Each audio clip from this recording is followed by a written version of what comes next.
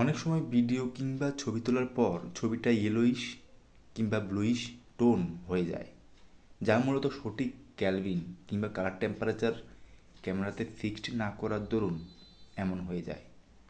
তাই এমন অবস্থায় বেশিরভাগ ক্ষেত্রেই সাবজেক্টের সঠিক টোন পাওয়া যায় না। বিশেষ করে প্রোডাক্ট কিংবা ই কমার্স ফটোগ্রাফি ভিডিওগ্রাফির ক্ষেত্রে কালার টেম্পারেচার ফিক্স না করলে ফটোগ্রাফারকে সমস্যার সম্মুখীন হতে হয়। জেনে নেওয়া যাক ছবিতে কিংবা ভিডিওতে সঠিক কালার টেম্পারেচার কীভাবে ফিক্সড করা যায়। নিকন জেড সিরিজ ক্যামেরাগুলোতে কালার ব্যালেন্স ফিক্সড করার জন্য আমাকে প্রথমে ক্যামেরার বডিতে আই বাটনে ক্লিক করতে হবে। আই বাটনে ক্লিক করার পরবর্তীতে এখানে আমার অনেকগুলো অপশান শো করবে।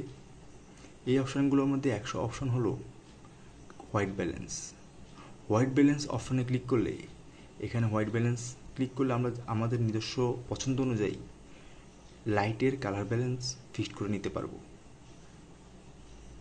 এভাবে সংখ্যা বাড়ানো কিংবা কমানোর মাধ্যমে আমরা যে লাইটের উপর শ্যুট করছি সেই লাইটের পারফেক্ট হোয়াইট ব্যালেন্স আমরা এইভাবেই ফিক্সড করে নিয়ে শ্যুট করতে পারবো, সেটা ছবির ক্ষেত্রে হোক কিংবা ভিডিওর ক্ষেত্রে হোক।